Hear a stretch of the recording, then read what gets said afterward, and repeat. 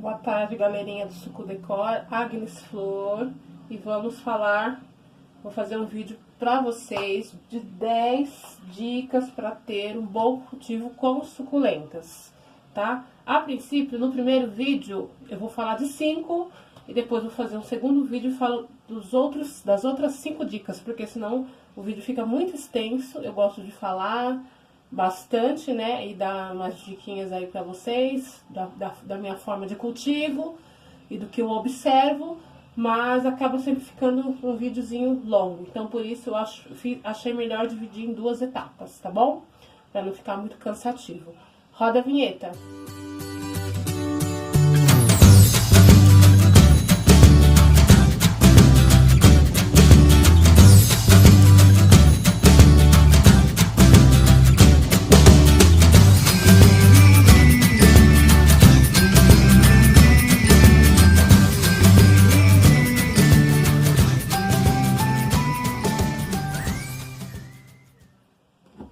Vamos lá falar sobre 10 dicas, mas a princípio vou falar de 5. Primeira dica de cultivo: substrato. Pessoal, já fiz um outro vídeo com vocês referente a substrato, no qual eu passo dicas para vocês deixarem o substrato mais airado. Porém, explico para vocês que na minha região não consigo encontrar o Carolina, que creio que para suculentas é o melhor substrato. Então, se atentem ao substrato. O substrato para suculenta tem que ser bem drenável. Puxem aí nos meus vídeos antigos, onde eu falo sobre substrato, que lá tem uns materiais bem legais para vocês misturarem a terra, caso vocês não encontrem um Carolina aí, ou um substrato bem drenável, para ficar um substrato bem legal, tá? Para vocês cultivarem as suculentas, porque elas não gostam de água empoçada nas raízes delas. Primeira dica. Segunda dica, eu vou falar sobre sol. Pessoal, sol é essencial para as suculentas. Das suculentas que eu tenho, 80% são de sol. 80%, a grande maioria. Que são equevérias, pativérias, paquíntons, sedums, graptovérias. São várias espécies. Ao longo dos vídeos eu posto algumas e procuro colocar os nomes e também vou falando sobre elas, se elas estiverem aqui no meio.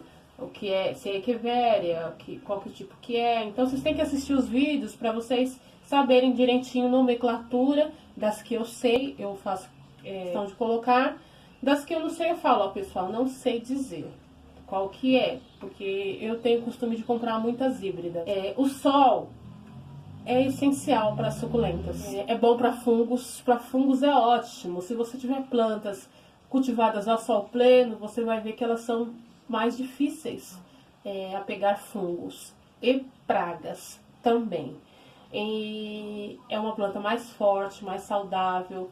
Ela demora um pouco mais para crescer, mas ela se torna uma planta mais grossa, mais forte e menos suscetível a pragas e fungos. Terceira dica: regas. Pessoal, suculenta gosta de água, sim. Gosta de chuva, sim. Só que entra o fator 1. Você tem que ter um substrato bem drenável. Ai, Agnes, eu não tenho substrato drenável.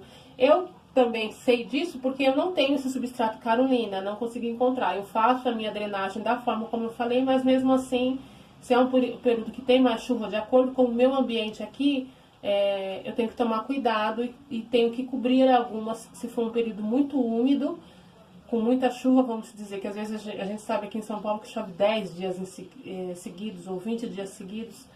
Eu tenho que cobrir algumas, tirar realmente do tempo, porque elas não aguentam, tá? Eu falo isso, tem muita gente que fala, por isso que eu falo, gente, muitas dicas que a gente dá, vocês têm que observar, que é de cultivo para cultivo. Eu dou dicas, mas eu também falo, as filhas são de vocês.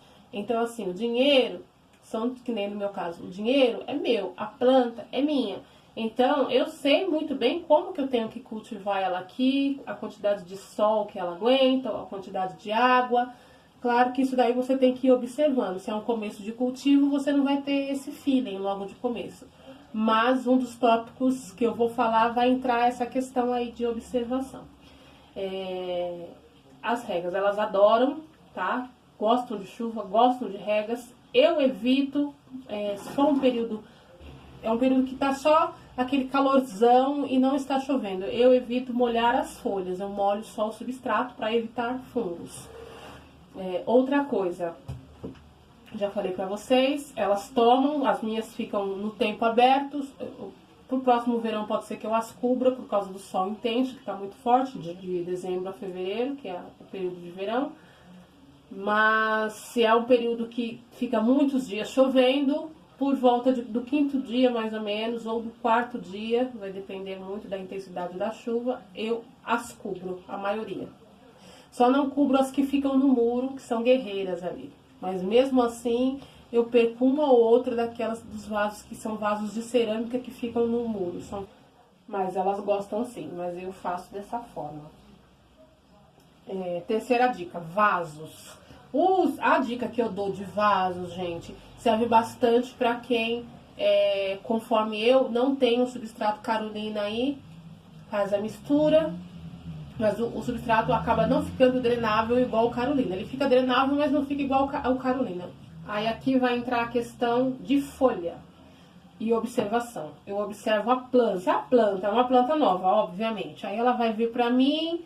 Algumas a gente já conhece, porque ou amigos têm, ou porque os fornecedores publicam, então você vai percebendo a planta. A Afterglow mesmo é uma suculenta que ela não tem uma folha tão gorda, tá? A Afterglow não tem, Glauca não tem, algumas Runiones não tem, Derezina. É que assim, depois conforme vai passando eu vou explicando pra vocês. Entre outras suculentas e sedums também. O que eu faço? Eu coloco em vaso de plástico. Por que vaso de plástico, gente? Porque o vaso de plástico, ele vai segurar por mais tempo a umidade. Ele não é um vaso poroso. E é uma planta que ela necessita de mais umidade, por causa das folhas que são mais finas. Então, eu observo dessa forma a questão de vaso. Se já é uma planta que tem uma folhagem grossa, o que eu faço? Eu coloco ela ou num vaso de cimento, que eu não costumo impermeabilizar, já fiz vasos de cimento, não. Ou eu coloco ela num vaso de cerâmica, que eu também, muito difícil impermeabilizar. Agora que eu tô querendo impermeabilizar pela questão estética, do lado de fora, mas eu não costumo impermeabilizar meus vasos de cerâmica. Então, se é uma agavoide, por exemplo, a agavoide, ela é todinha água, né? Ela não tem cera e se eu deixar ela no vaso de cerâmica, ela aguenta aí uns 3 dias de chuva. Se eu deixar no vaso de plástico, ela tomou a primeira chuva e eu já tiro, gente. Eu só assim com as agavoides, porque eu já perdi muitas, e perdi, assim, agavoides que foram caras. No caso, a Romeu, perdi mais uma outra, que eu esqueci o nome agora. Então, é aquilo que eu falo. Cada um sabe onde que aperta o calo, cada um sabe como que são as emoções. Eu odeio perder minhas plantas, fico muito sentida. Então, se eu vejo que é uma planta que tem uma gramatura de folha mais grossa, olha essa agavoide, a agavoide Hidalgo. Ela é bem grossa, ela tá no vaso de cerâmica. Eu já reservo os vasos de cerâmica para as agavoides, entre outras que tem uma folha mais gorda. Aqui eu tenho uma agavoide Gilva, mais no começo da coleção eu tinha essa agavoide Gilva no vaso de plástico, um vaso estilo cuia. Ela ficou na chuva 2 a 3 dias. No terceiro dia, quando eu fui olhar o miolo dela, gente, estava preto. Ela começou a apodrecer no miolo aqui, tá? E não teve jeito. Não teve jeito. Eu perdi a planta inteira, ela tava mais ou menos desse tamanho. Eu fiquei tão sentida, porque naquela época era difícil achar agavoides. E era uma planta já que estava de um tamanho bom. Mas aí eu confiei, né? Pode deixar, porque eu deixo. Então, é o que eu falo. Observação, e cada um sabe onde que aperta o calo. Então, hoje em dia, eu cubro, ou eu deixo ela no vaso de cerâmica, porque aí eu sei que se tomar chuva, ou se de repente eu estou viajando e a planta tá lá, eu sei que ela vai aguentar aí uns 3 dias de chuva sem problema. Eu não tenho essa preocupação. São dicas que eu dou e faço com as minhas para mim me sentir mais tranquila no cultivo com elas. E é assim, planta de gramatura de folhagem mais grossa, vaso de cerâmica. Planta com uma folha mais fina, vaso de plástico. Às vezes as pessoas não têm condições para ter vaso de cerâmica, porque é um vaso um pouquinho mais caro, né? A gente bem sabe disso. Ou a pessoa confecciona o vaso de cimento, que hoje em dia tem vários vídeos no YouTube mostrando como que faz os vasos de cimento. Ou o que ela pode fazer também? Colocar a suculenta num vaso de plástico, menos substrato, tá? Para ele ficar menos úmido. Tenta deixar o substrato mais drenável possível. E aí, mas você molha quase nunca, tá? Porque como é uma suculenta de gramatura mais grossa, não há necessidade de você ficar molhando.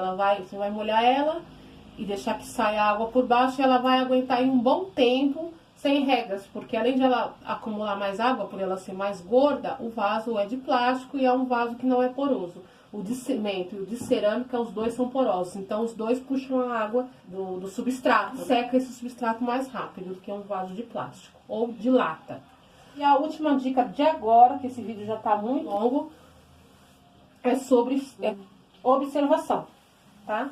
Observação entra em todos os quesitos aí, para você ver como que a planta está, se ela está bem ou não. A planta vem para sua casa, está linda, veio de algum fornecedor, ou veio de algum garden, ou foi troca de amiga, ou foi muda que a amiga te deu, então a planta veio linda. Aí você coloca ela no seu substrato, porque ela tinha um outro substrato, ela tinha uma outra forma de cultivo. Você coloca ela no seu substrato, deixa ela ali no canto. Opa, só isso? Não, pessoal.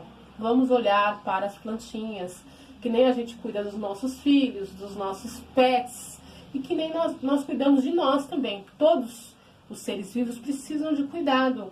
Então não adianta você comprar uma planta, colocar ela no vaso e largar ela ali naquele canto. Você tem que observar ela para ver se ela está gostando ou não. Porque tem pessoas que simplesmente entram e falam assim: ah, Guilherme, essa planta não dá certo comigo. E tem o famoso erro aí que muitas pessoas postam, que suculenta é de fácil cultivo. Suculenta não é de fácil cultivo. Engana-se quem acha que suculenta é de fácil cultivo. Ela não é uma planta de fácil cultivo. Mas depois que você acertar no cultivo dela, aí sim ela vai se tornar muito mais fácil para você. E se você seguir algumas dicas, você vai conseguir sucesso e vai conseguir menos tempo no tratamento com elas. Que nem na questão que eu falei para vocês do vaso. Então, se você vê que a planta é de uma gramatura fina, tem uma folhagem fina, você vai fazer o quê? Colocar ela num vaso de plástico, porque você sabe que você vai demorar mais tempo para regar aquela planta. E a de folhagem grossa, você já sabe que mesmo que caia um pouco mais de água, aquela planta não vai apodrecer. Então, assim, são dicas que a gente dá, e tem vários vídeos aí, vários colecionadores e vários produtores, biólogos, paisagistas, que dão dicas, que é muito bom a gente tentar colocar em prática, mas acima de tudo, observar, porque muitas vezes a minha dica serve para você e muitas vezes ela não vai servir, por causa de um outro fator que eu vou passar no outro vídeo, ambiente. Mas, de uma forma ou de outra, você pode tentar. E tem que observar. Se a planta não tá bem, gente, muda ela de lugar, tá? Se você tá deixando ela num lugar sombreado e é uma planta que gosta de sol pleno, é uma planta que ela precisa de menos, que é o contrário, de menos sol, ela também não vai gostar. As folhas dela vai secar, secar, secar. E ela é uma planta que não vai pra frente. Por quê? Porque na realidade ela tá querendo uma meia sombra, um pouco menos de sol, de incidência solar, que é o caso do Chess que eu falei pra vocês no outro vídeo.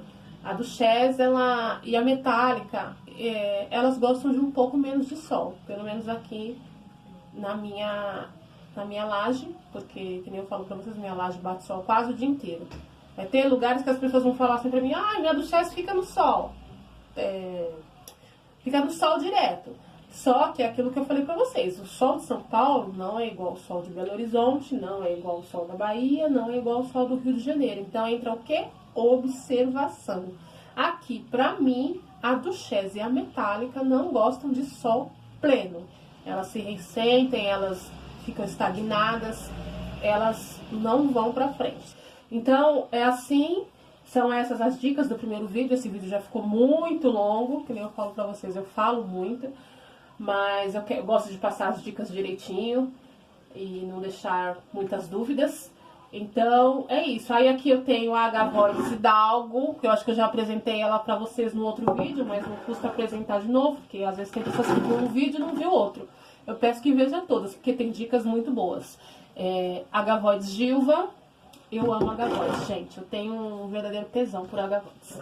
Aqui eu tenho tem pessoas que falam que é um fenótipo da Black Prince. Tem gente que já fala que é a E-Chocolate. Ela tem as folhas bem gordas, olha.